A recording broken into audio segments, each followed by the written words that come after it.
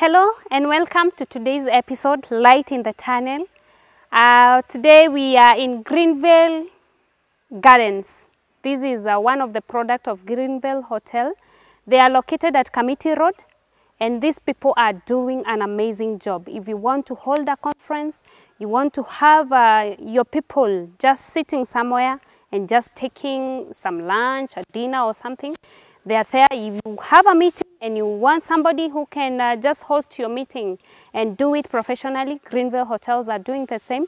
And they're also having an accommodation. They're having fully furnished apartments. So if you want such services, you can contact them. Feel free. Their numbers are here. So today they are our sponsors in the Light in the Tunnel, and we are doing this amazing show in their garden. You can see how this great garden is, and so today I think we are feeling even the natural light, and like our other programs we do them in a studio. So today it's so much different, and their tagline is experience the different. And so we have come here to experience the difference, and I can assure you that it is truly a difference to us. Today I have an amazing guest who is talking to young people. As you know, we normally host the family shows, and young people are part of the family. And so today we have come to put light in their lives. And with us sharing that topic is one, Mr. Morris. He has been in mentorship of young people. He has a heart and a passion with the for young people. And so we have invited him to come and share with us a journey in his life, and also share to us some of these things that are so stressful to our young people, especially when they are choosing a life partner and when they want to make that decision of walking down the aisles. So let us work together, let us sit down and listen to this amazing story. And my aim is number one, just you getting to understand how you can get to know your real partner and how you can hand the relationship to a working marriage. Because I want to believe every relationship that we are having as a young person and opposite sex, we want it to lead in a good marriage. So let us sit down and just listen to this amazing story. So thank you and welcome, Mr. Morris. Who is Mr. Morris?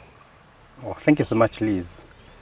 Morris Muchiri is first of all born again, a child of God, born again Christian, a father of 3 children, a husband of 1 wife. Oh, it's good to clarify. Very important because this is actually a husband of 1 wife who is a female. Oh, I got it. So that's me. This man, he was born in the 70s, so he's old. We are celebrating what birthday? He's on his mid-40s. If they call it, whatever they call it. So life has already started. I'm 4 years plus in life. Okay. And like I'm saying, I'm a lover of God, and I really, really appreciate the fact that I know God. Wow. But taking you back to this boy who was born, the boy was born back in Embu, Eastern Province, not Embu County. What makes me think you're Kikuyu? Yes, I am, because my father and my mother comes from Kirinyaga. But my dad, when he left school those days, he got a job in Embu. And that's why he chose to raise up his family. Oh. I was born the 4th born in a family of 6 boys and 0 girls. Wow.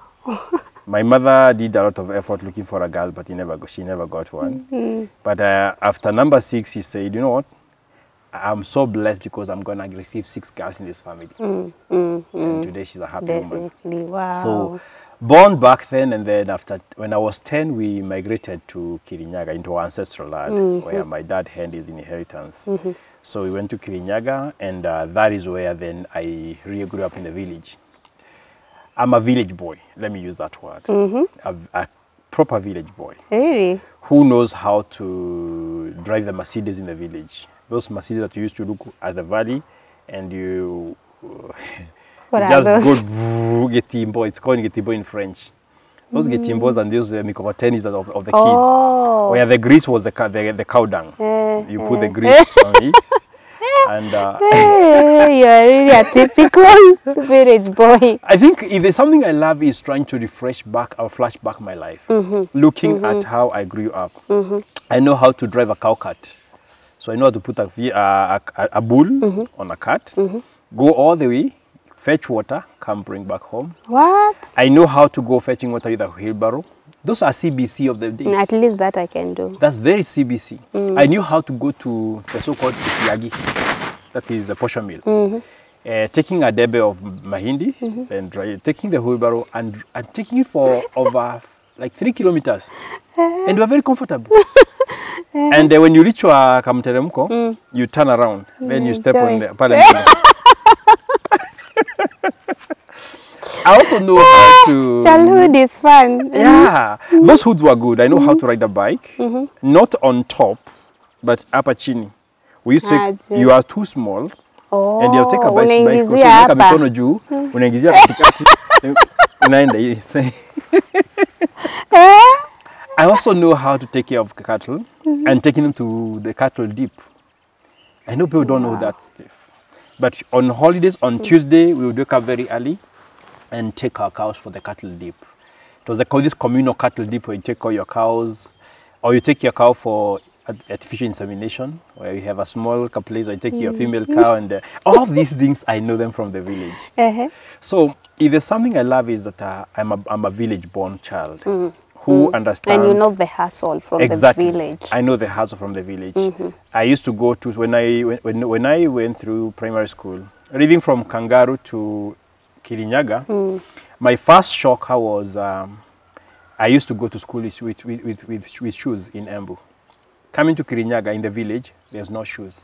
Why? How can you be the only child wearing shoes in school? So our shoes used to be worn only on closing day. When I'm receiving a present for being number 1 or number 2, number 3. That's what my position when I was in primary school. Wow. But then you find another shocker was the road to school during the sunny season. The soil would be this deep, and then it's very hot. So tungechomeka. I remember my dad used to go through that road, and he would make some places for shades in those mishimoros, lantana camaras of the day. He would make some. That was when it was sunny. Yeah, during sunny seasons. Na ikinyesha. Ikinyesha now, the opposite is true. Matope. Na alafu, I want to understand kama kulikuwa kama kwetu.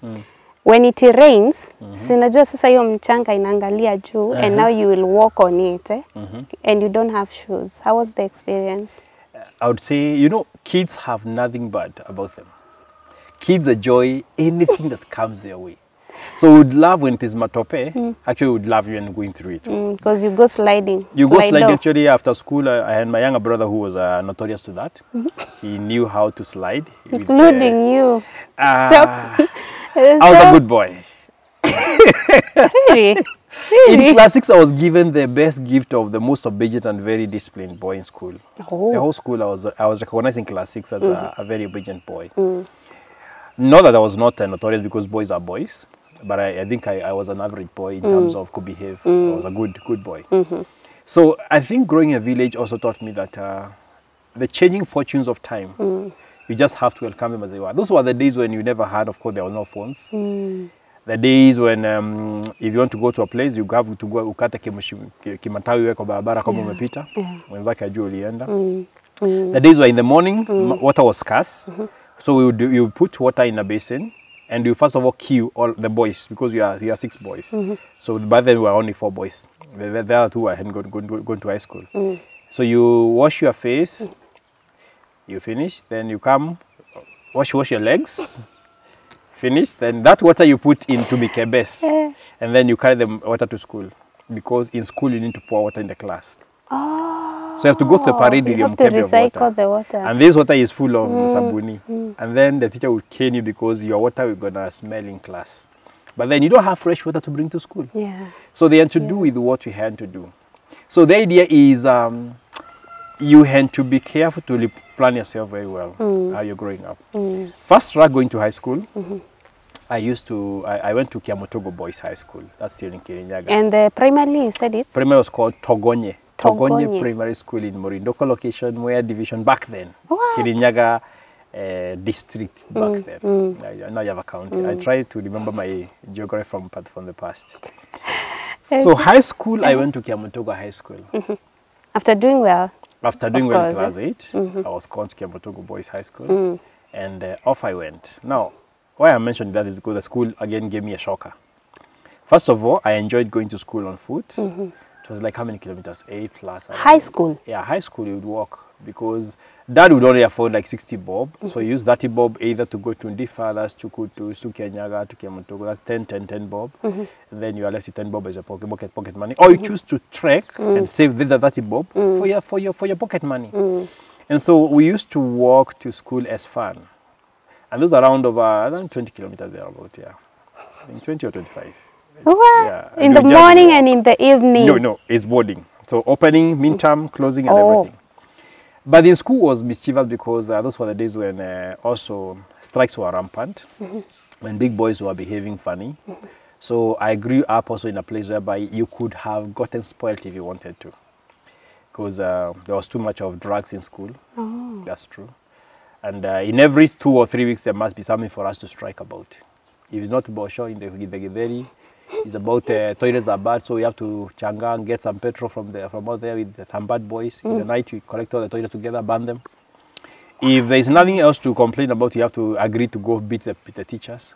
So we would hear at 10 p.m. mawe inakuja kwa dormitory roof, unajua ni wakati kwenda Kamukoji.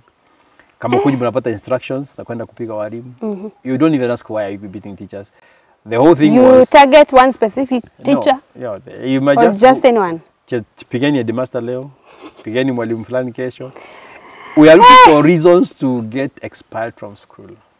You know, kids are kids, and I look back and wonder how it was some sort of a military camp. We were learning the vice instead of the virtue. Not that military are learning vice, no, I'm just saying it was just like not educational. It was like you are going to learn other things that are not right. But yes, we survived. And of course, with all the strikes, I remember in Form 2, we were chased from school for a whole 1 term. I've never forgotten that night when we all went and broke off the store, in the food store in the school. And I saw big boys carrying a whole sack of bosho. Taking it where? Kuiba tu. Wapeleke wapi na it's a boarding school? The joy of stealing and being chased from school. Then police comes, they beat us, we go home. And that's how we survived. Most schools in Kirinyaga back then were just notorious. And then that's the time I was in school. But what I look back and thank God for is that above all these, people were getting so much into drugs, but I never got into drugs. Wow. So I finished Form 4. I do well again.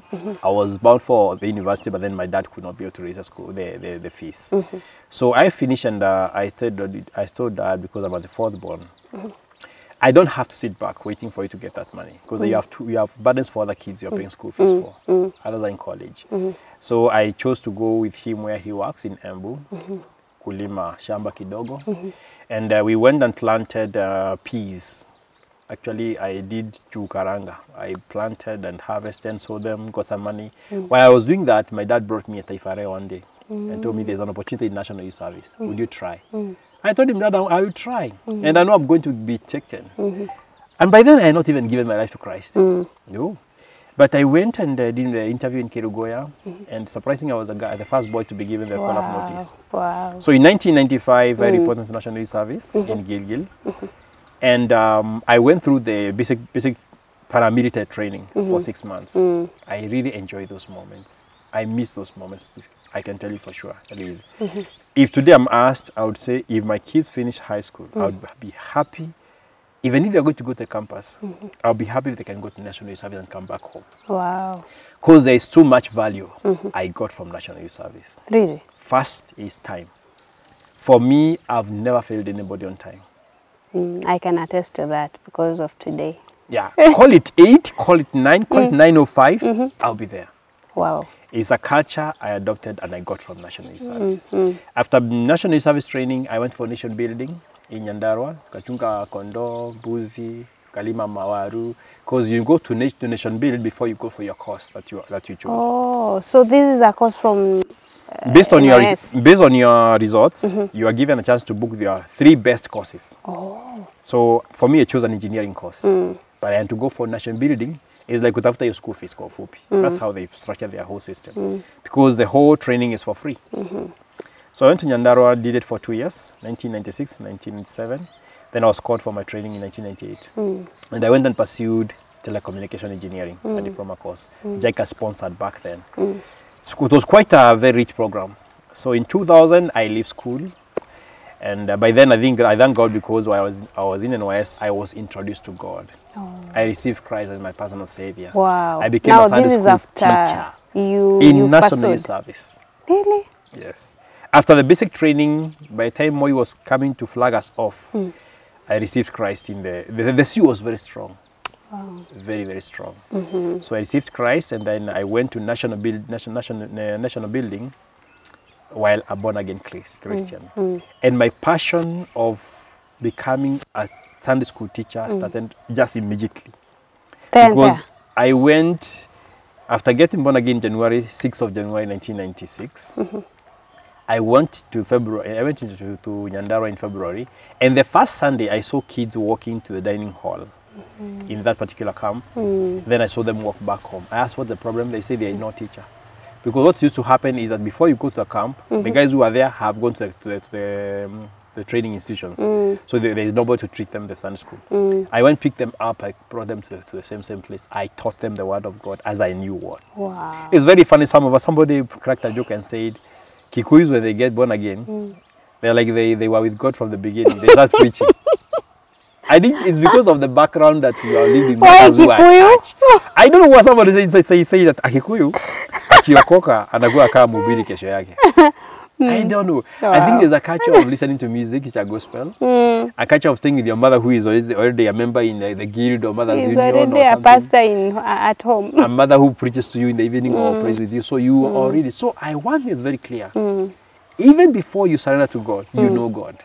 Yeah, it's true. The African culture is so nice. It's so rich because there's an identity for God. Yeah. Even though someone has not surrendered fully, they know fully that God exists. It's true. God is in our equation of life.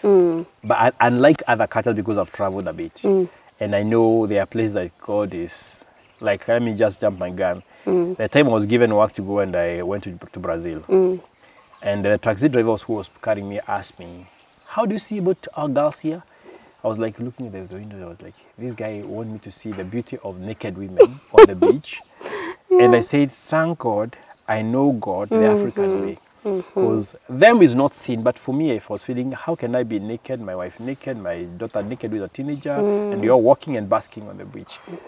I mean, to them, the culture is right. For me, I was feeling it's too much revealing. Yeah, yeah. So I'm happy to have known God the African way. And I'm not apologetic about that. And fast track again, I do my course, I finish. And I become jobless for 3.5 years. That is where the story of my life sits squared. Now, hold on there. Guys, I know that you're so much excited by this story. Mr. Mollis is sharing with us the journey of his life and how he became the man he is right now. And we can all agree that he started somewhere, and him becoming the way he is, he has not just grown and just become the man he is. So thank you so much. I know you're keeping tuned, and if you have not subscribed, please remember to subscribe as we continue to listen to this story. Now, I want to just remind you of Greenville Hotel. Greenville Hotel has an amazing garden, and today we just decided to come to this amazing place, this Greenville Garden, and it is a good place that you can hold your events. All the outdoor events, they are all done here, and they are amazing. If you have a wedding, you got a rorasio, we call them rorasio, yeah, any event, you can hold them here. They have their canopy. I know my director will be able to show you around and be able to show you how this place amazing it is. How do you feel about this place? Serene. It's a place where you're feeling the birds singing, you're seeing the tree singing because of the weed. Yeah, so the grass is green. It's a place that you would want to come and just retreat back and have an event which is restful and feel the breeze of the serenity of the environment. Wow. Yep. And you know, Greenville Hotel says experience the difference. Wow. That is their tagline. Yes. So you can attest to our clients and our viewers that this experience is very different. That's true. All right. So welcome back to the Light in the Tunnel, and the story we are continuing to hear, it's about Mr. Maurice Muchiri, our guest today, and he's just an amazing man. I want us to continue hearing this story so that we now know what currently he's doing. And because we are here to impact people and we are used to impact the family, we are still in that line of family, because we talk about the topic we are almost to unveil. I believe we are in the same line, and you will agree with me. So, Mr. Maurice, Yes. we are talking about the 3 years Yes. that now you've come out of the college, and now you want to settle, you want to do something else. Yes. All right, so I left college in the year 2000 from the National Youth Service. I know majority of the young people that I'm talking to today, they were being born that time. Yeah, that is the age now you're mentoring. Exactly. So they were being born when I was starting life, actually, after college. Wow. And one thing when I was in college, I loved God. Wow. I was a praise and worship member, leader, actually. And Wait, I would dance, praise and worship? praise and worship leader. If I hold my microphone at 10 p.m., I left that pulpit at 6 a.m. still refreshed, without a stop. My youthful energy was spent for God a lot, into missions. I don't remember one holiday I ever went home from college. Wow. Every holiday I used to go for missions. So I leave college, and I'm feeling a testimony in my heart that I'm about to go to a wilderness, but I could not tell what wilderness looks like. So I leave college, I come to Zimmerman, because I used to be in the National Youth Service Engineering Institute. And the first shocker was, first of all, there's nothing I can get as a job. I don't have a place to stay. And you have done a very, very lucrative course called telecommunication engineering. Back then is when Safaricom had just started, and Kensel. So there was lucrative opportunities for technicians. I could not get any. I tried, I didn't get any. So I resorted back to staying with a friend. My colleague in college had a brother in Zimmerman, and I went to stay with him. But of course, challenges were there because we're not even from the same place. He's not my brother. He's not like his brother. So there was challenges. He was born again? No. So living that life was not very easy. But then above that, I have to look for something to do. Yeah. So I tried to look for what to do. I don't get any. But one thing that kept me moving, and I should tell every young man there or young lady, when nothing else is working, please find reason in God. Because I tied myself to service in church. And that gave me a reason to continue, because two things that are in a young person: time and energy. If they don't get used, they have to be used in one way or another. So for me, I was so committed into always being in church. I got into the choir, praise and worship. I was training praise and worship every Friday evening. I learned the kesha. I do the choir the Saturday morning, Saturday in the evening, and Sunday I'm on the pulpit all through the day. And then I was in Sunday school, teaching teenagers. I became busy because you have to find a way of how to expend that energy. Otherwise, that energy will drive you somewhere. Yeah. It must. Whether you are born again, Holy Ghost, and heavenly going, whatever it is, as long as you have energy, it's going to be expended. So I started looking for a job. I don't get any. And still in church? Yeah, still in church, but then I'm staying from this friend and go to that friend. I used to go to Mukuru Kayafa, Mukuru Kwajenga, and go to Car West, just staying with friends. I keep talking like a joke, like my toothpaste was in Car West, my toothbrush is in Pipeline, my clothes are in Zimmerman, and I was this kind of a mixed life. Okay. But there's one man in church. May God bless his family. Amen. Right now he's departed. He's called Paul. He was called Paul Muchiri. He used to give me 100 bob every Sunday. Wow. And tell me, hii ni fare Kurundi next weekend. Ndio kuja tena hudumu. And that 100 bob kept me moving every week. And I used to spare it because there is a 15 bob for Mogidi from Pipeline to town. Some 10 bob from Tao because you're coming again. That time you were using the train? From Pipeline to Tao, the train was easier and cheap actually. Instead of 20 bob, we pay 15 bob. And I was so happy. So I found a way of surviving my life. But then in 2002, things became too thick. And at one morning, I remember I went to town and I got a small job of being a real estate agent. And as I went to the room, the washroom, I looked at the mirror and my face moved while I was looking. What? I got stricken by a stroke. Stroke attacked me. They call it Bell's palsy, a partial stroke. While I was watching, I felt my face itch, my neck itch, and I saw this mouth move all the way to here. While watching? While watching on the mirror, On the mirror. in the washroom, and my eye became bigger and this one became smaller.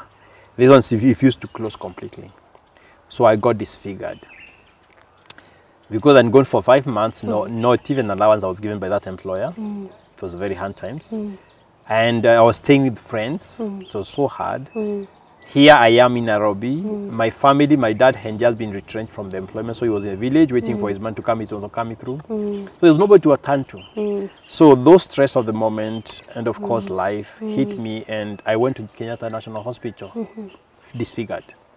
While I was there, that's when they told me this Bell's palsy.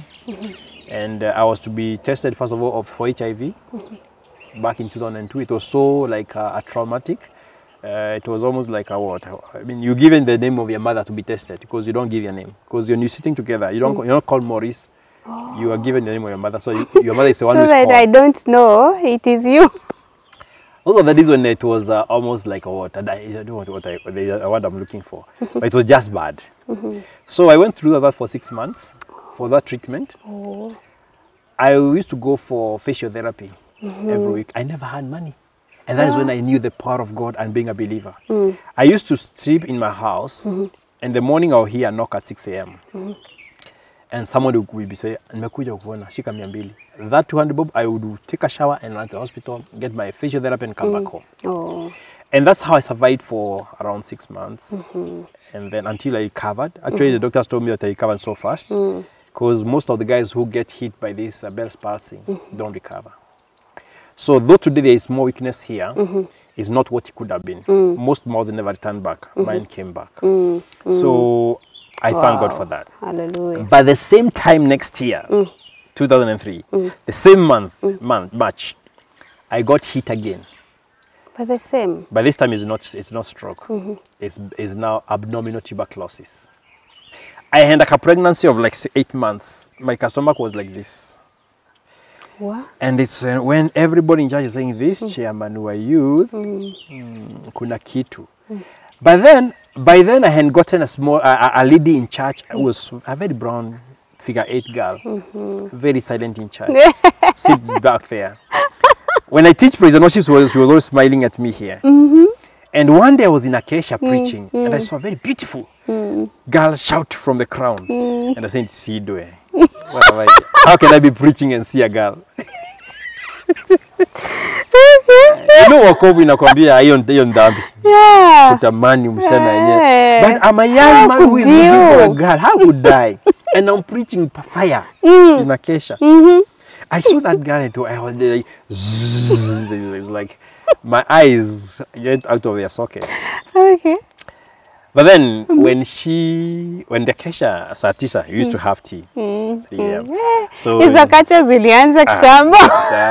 Tunaomba tukichana nikamsalimia, oh you are what's your name? Oh your sister to so and so. Yeah, okay. I was like, wow, that girl is good. But I said, but are you born again? You are minister. You're chairman wa kanisa wewe vijana. What are you doing? And so when I started getting sick, I'm just combining these two stories.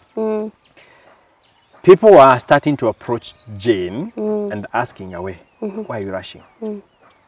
That gentleman, apana, usually alikuwa na hii. So she was being cautioned against me. But then for her, she had been like, this guy didn't. Because along the line, I remember in one of the caches, I just told God, if that girl who my eyes are not leaving, if she's meant to be my wife, let her serve me tea. I became a Gideon. who took a fleece outside and tested God with it.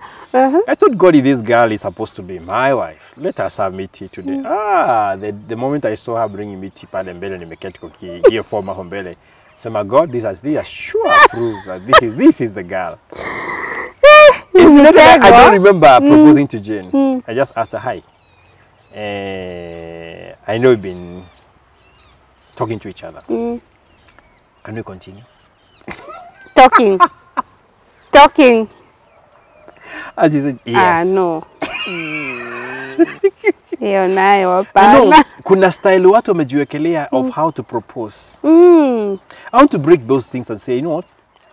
There's no one formula of a proposal. God can join two hearts and they know each other from without even speaking. Unajua hizo vitu ndizo ziko juu sai. Like, what are you saying? Ya ndani ama ya kuulizana ama ya kupiga magoti kwa barabara kwa street. Hapana, you must do a proposal and it must be a surprise. Now, this is where we are getting it wrong. Because you are forcing me to do something I never learned from my father. I don't see my father propose. I don't know how it is done. Actually, But time is changing. Thank you, time is Like, changing. you see, whatever your father, how your father proposed to your mother, that is not the same thing you should do to me. I mean, You are right. this is a different generation. And that is a generation that is now causing all the heartaches. I don't think we had so many heartaches and heartbreaks like today. So if the world has adopted this new world, what is the problem? Because we never had high rate of divorces. We really had commitments. Today we are lacking commitments. Why? Because you want it to be run in a way that you think you know. And even the one who is demanding to be proposed to has no clue what that one has to do. What does it mean in their lives? You're forcing young men to go out of their way. They have to go buy a Mercedes. They have to make a surprise on the streets, in a restaurant. You have to spend money. You have to go for a vacation. No, I'm valuable. I have no problem. Those are good things to do. But it should not be the core thing. The core thing should be anchored around your heart and his heart. Is there a tango? And how will I tell a tango exists? My value system.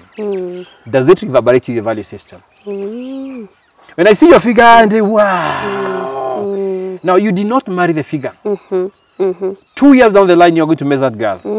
Potita kuwa kitu kwanza, evident na hata wewe nilikuona. Ulipoolewa kamwili kana taendelea tu kenyewe. You become smartika, mwili inakubali kuongeza, nikawa nyama zimekubali sasa. And then, if I married the flesh, now the flesh has increased, I'll start losing the interest that brought me to you. Yeah, it's true. So if don't first of all get interested and marry the heart, love the heart, love the value system of Liz, you're going to lose it. Because we will change definitely. Physically you change. So Jane was being talked to by everybody to keep aside, but her heart was coming closer. Anaambia mtu ana job. Unafanya nini kwake? They on talk. I'm trying to leave, I can't leave. So the issue is her heart first of all tangled with my heart. But it was not automatic because I remember when we felt attracted to each other, I felt like this is wrong. This is the devil talking to me. So I went out and looked for another sister in church and proposed. Hey. Look at this chairman. Why am I sharing that? No human being is perfect. There will be moments of error. Don't shy off from your errors because they have lessons. So the moment I proposed to another lady, because I was meant, and I can tell you with honesty, I know I was meant in this life to be with Jane. Wow. Because the day I proposed to that girl, her life became Now, hold on there. How many years do you have in marriage? 17 years down the line. 17 years. Yes. And you can still say you was meant to be with her. Remove Jane from me, take her to America and take me to China. Then make us meet in Amsterdam. I'll propose again. And tell her, we go home, make our family. That's the girl. I like that. There's something beyond like just, you know, you'll be surprised. Not really love that makes us come together. Wait. What? If it's not love, what else? There is a commitment that has to go. Unipendi, unanipenda. Because if it's that love, there will be something you'll be demanding from me as a man that I'll never give you because I never received it. About love. And I know I am talking from experience. So by of young saying people. things you want to mean, people don't marry because of love? Not just love. Love is an emotion, remember. Love has to attach a commitment behind it, which is a conviction. Am I convicted that Liz is my wife? then I'll do anything to increase this love because there's an underlying commitment. Yeah. There's something that is tying me beyond just her response to me. Is it a heart is it a tie that has happened between us first? Because what has been happening is there's a girl who is complaining today. Unajua huyu jamaa anionyeshagi mapenzi. So what no, and she makes a mountain of why she wants to leave that marriage. Anipendi. You may be demanding love on someone who has never been loved. All he experienced in the whole of his life was hate. Then he married you. And then you are forcing him to give what he does not have. He doesn't have. And you create beef with him because he never loved you. Then he's wondering, what's love? Let me give an example. Jane, because we have talked so many things in marriage, in her thinking, in her plan, she was looking for this Jama who will be holding her in the hand in the streets. Hooking. And when talking, now patting, you know, the way I see girls and boys doing it. My goodness. And then she was looking for a guy who is a homie. A guy who was bling bling. She bought me so many things. Really? Even there is a watch, imported watch in the house. I'm not wearing, look at me. She tried. You're a village boy. A village boy. And you know what? There is a tangle between us that knows we were meant to be. Even when what she expected is failing, which I'm making effort, by the way. By the way, I never used to wear a jeans because I was born again. I understand you 100%. I used to wear nguo ile ya brother. Brother alikuwa nguo ya material. Nguo ya material mrefu. Inagongwa katika mkunjo hapa mbele. So Jane and me have an underlying commitment. Even when I don't find what I was looking for. You know, for me, because I'm talkative, I go to meetings, you know me. Then I got a girl who is silent, behind the scene, is never there. So if that is what I attached as love, what will be the results today? Divorce. Divorce, yeah. And I look at what people are divorcing for. Unaitafuta, majority of them, they don't count themselves as participants of this divorce. And let me shock you, even infidelity. We are quick to fire him or her for infidelity. But did you ask yourself, how did it happen before my eyes? What is my role in this game? What happened on me for it to really, how did the devil enter here? That question needs to arise. And I'm not defending. No.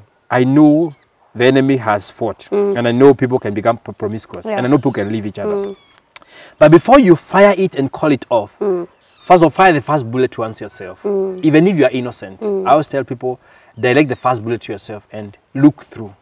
Before you just, look at internal and say, what did I miss? Now, back to our coaching, first of all. So, the first line is a conviction within your heart that I feel Liz belongs to me. I think we are meant to be. Because of value system, you've looked at her. Because you are in God, you have the Holy Spirit. And I don't want to over-spiritualize these things. Because men, we are spirit before we are flesh. But you have a conviction. Whatever you call kikitu kaniambia. There's a conviction. And I keep telling people, you cannot explain a conviction. A conviction ni ile kitu imekuangukia na ukifanya hata hujui kwa nini na uweze explain kwa nini unafanya hivyo. Maybe to your hobby. Maybe somebody told me, kweli huyo hapana. Lakini nasikia huyo kwa nini? Ni nini wana? Huyu jamaa ana gari, ni sawa. Ana nyumba ni sawa. Ana sana. And you keep saying anafanya hii kazi. You say you know Jane came, I started a small mobile repair workshop in town back then. Ikasota. Jane came to help me pack it back home. Na ninamuoa next month. Nana shida. This man married without a house, without anything. Don't try this at home. For those of us who are looking at me, don't try this at home. Jane was convicted. This is the guy in the whole. I never had nothing. Let me surprise you. The last week towards our wedding. No, let's go back. How did I even do my dad? Wait, let's go back. Take me back. You were saying that you didn't even propose to her before even we go to how the arrangements of the wedding kicked off. You know, I'm still at shock. Eh? Yes. Like, how did it happen? Now, I look at a girl, I feel like this is wrong because I'm a youth chairman. Yeah, chairman. All these guys are looking at up to their chairman. Please. And they all laugh around with the chairman. And I'll joke with them. But when I arrived before Jane, and she was a young girl, I don't want to say her age. Back then, she was too young. I would not find myself trying to joke with her. There's a presence of respect and honor I would feel over this girl. So young men, if you are asking how do I know where she belongs to me, there will be a certain response when you go near her aura. That girl who is supposed to be your girl, or that man, there's a response you have when a different environment happens on you. An atmosphere happens, just changes. If you are keen enough, you'll notice it. So when I used to go near Jane, I would feel like I'm addressing her in a honorable way. Then if someone shouts Jane, Mukima, I would feel like, who is that shouting the name of my girl? And I'm not proposed to her. I was almost owning her in my heart, and I'm not telling her. Yeah. Likewise for her in her own life, she loved me, but she could not, of course. A girl is not proposing. Yes, It must be African girl. So we could feel and people could see the energy between the two of us. But for us, it's like, I want to go to Tashish, like Jonah. So I proposed to another lady. I tried courting her. It was too difficult. Really? Even with the feeling? Yes. Because I'm like feeling in flesh. Nikaa anatraktiwa na mrembo sababu ni mrembo. Hii ingine haikuwa fresh. Sasa ingine nasikia hii ni roho. Kwa nini? Sababu, now let me differentiate this. Because I had a mind of the girl I'm looking for. A preacher girl. Yeah. A very born again girl. Uyu. That person who will introduce you. Thank you. And I went for that. But since I'm still born again, I know what you call the red line. Red line is something that is missing in a generation. You, as a young person, you must define where are your limits in relationships, in your mouth, in your demeanor. Paul told Timothy, be an example in speech, in life, in love, in faith, and in purity. 5 things. So when you are doing whatever it is you're doing in life, ask yourself, where are my limits on these 5 things that Paul spoke to Timothy? To be an example. An example is you stand out as one who obeys and aligns yourself. That's what they call the red line. Don't cross your red line. And my red line was in speech, in life, in love, in faith, and in purity. So while I'm doing all these things, I'm careful about the red line. Because what I'm saying today, a young man proposed to a lady, and you have to go cuddle each other. Now you call it was never a name in our day called making out. And guys have explained making out to include even oral sex. Yeah. In fact, you have defined sin of sex as penetration. So the rest is oral, you will call it making out. I'm sorry. You have to know where the deadline is. I kept my deadline. Wow. So back to it. So I go to this girl and we are courting. I leave that girl. But my heart is not leaving her because I feel still the honor and the respect. I'm sharing this because I know I handle young people. I did not even finish my story about what I'm doing. But it's because I found this is exactly what is ailing young people. Yeah. So while I was talking to this girl, I could feel mdomo yangu inachoka nikiongea. Naongesha msichana. The new lady. Yeah. Tukienda out kuongea, maongeo inaisha. Please. Unaforce maongeo. This is funny. As in it's not natural anymore. Unaongea hiyo story? Unaongea inaisha mnanyamaziana. Alafu nikuulize and you feel you're struggling.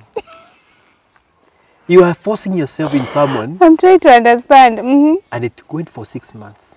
I felt no. So one evening we are coming from a normal date. I escort her to a gate. I told her, kwa heri. She told me, no, let me escort you back. Kumbe naenda struggle kuniambia, hata enda struggle. So she walked me back and told me, you know what, Maurice, sorry, but I'm feeling it like it's not working. Hallelujah. Do you know I jumped? I thought, thank you, Jesus.